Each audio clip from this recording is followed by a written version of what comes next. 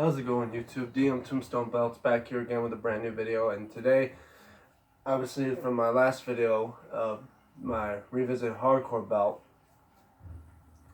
do something to fill in the gaps, So I thought bring back another common series on my channel. We're gonna do another story time. That's right, guys. This is number 5 of Storytime with DMTombstone belts. And obviously from the previous ones, the first one I talked about more of my after my origins, before my origin story, about me wrestling in the backyard with my brothers and my friends. Then the second one mostly involved with my relationship with my ex. The third one being about how I met with my buddy Frank, who we do collab videos with, and shout out to Frank Lanasa, and look up his channel. He basically plays video games, mostly WWE related, and all that. And the fourth video was mostly for September. It was on September 11th, about my experience with 9/11 back in 2001. But this fifth one is more about what me going to my first WWE event back in 2006, and I was a little kid back then. I was not even 10 years old yet. Okay, so anyway, I think it wasn't even April yet. It was in March. I know it had to be March, and this is around the time, unlike today where it was cold. It was actually pretty warm, a little bit warmer there, where we just wore a little light jacket. Yeah, hard to think about it. Where me and my two brothers, my mother, and my father, we all got into the car. We had tickets to go, and we drove to downtown Detroit to Macobo Mall. And we actually took the monorail that was there at Macobo Mall. It was my first time taking the monorail, and the first time going out there to see a WWE event. And unlike any WWE event, it was Saturday Night Main Event, which obviously, if you guys don't know what that was, it was an event that happened obviously on Saturday night, and it usually happens during WrestleMania time. And like I said, this happened in 2006, just before WrestleMania 22 when it was in Chicago. But the Saturday Night event was happening in Michigan, in Detroit, near Macomo Mall. In fact, it was in Macomo Hall.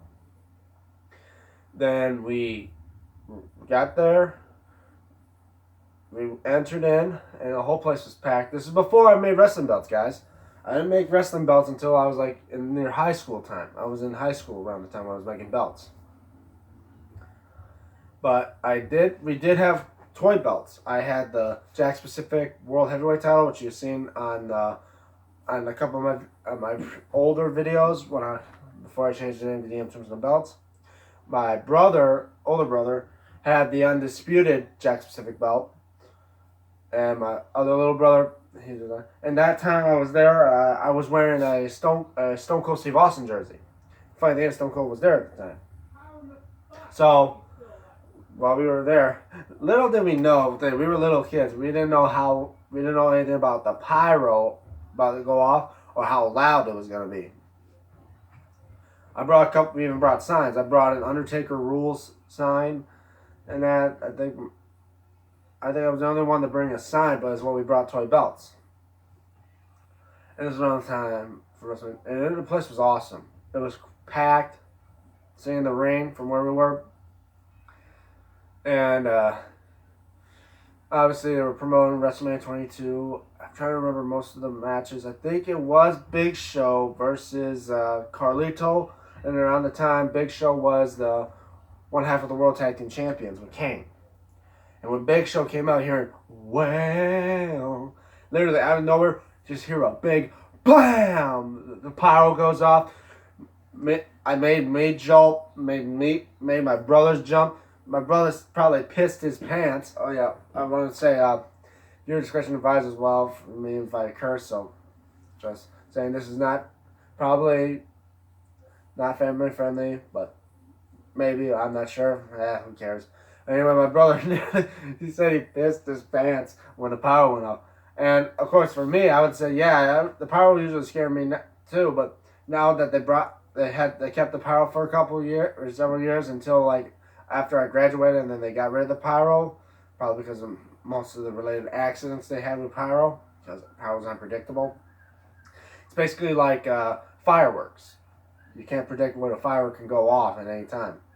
Then they brought the pyro back, as you've seen recently with new SmackDown and Raw. They brought back the pyro.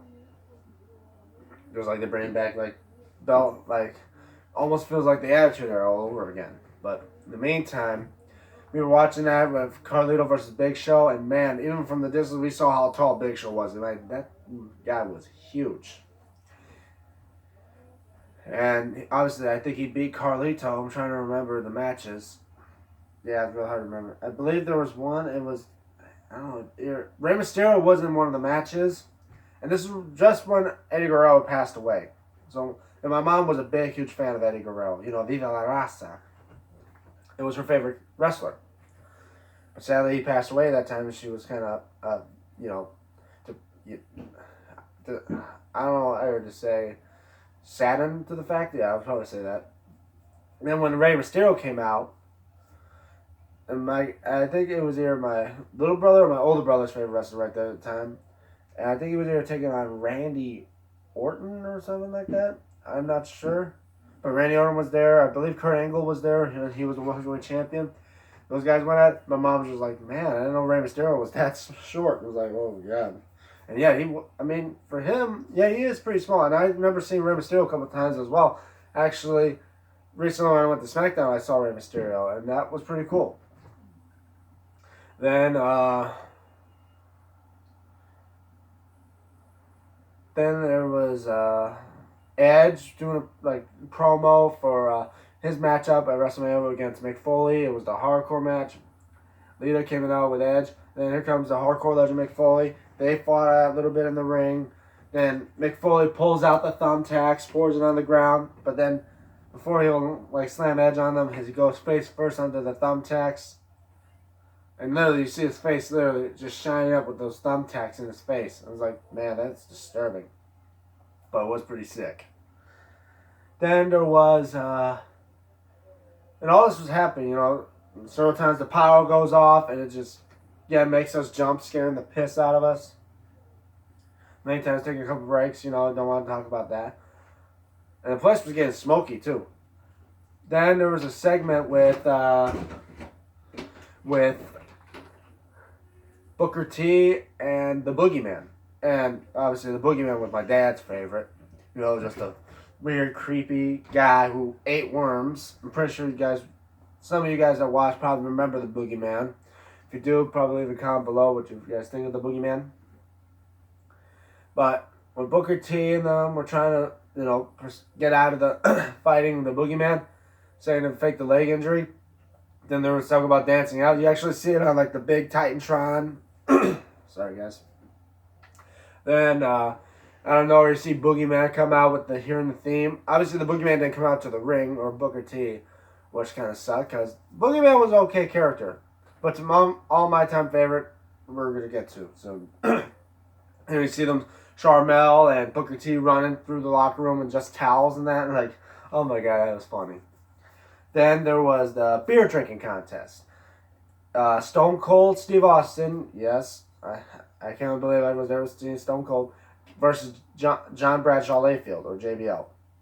And I would say the whole ring was covered in tables loaded with pitchers of beer, probably Miller Lite or Budweiser. Anyway, they started drinking, Stone Cold going slow. It's not that typical Stone Cold where he bashes the beers and then chugs that stuff down. He was taking it slowly. Bradshaw was falling behind him. He was actually started pouring them on his shirt and tie, trying to beat Stone Cold in a beer drinking contest. Then Stone Cold saw him doing it. He's just like, "What the hell are you doing?" Out of nowhere, JBL throws a beer in his face, blinding him, and he runs out of the ring knowing he was going to get an ass whooping. And then, when he was just about ready to run, out comes the United States champion at the time, which was Chris Benoit, and he throws JBL back into the ring, and those two were rivaling at it. In fact, they were going at each other at WrestleMania 22 as well for the U.S. title.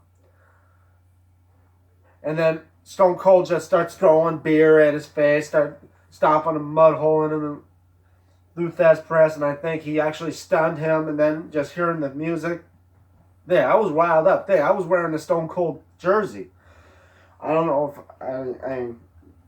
I don't have it anymore, but it was pretty awesome.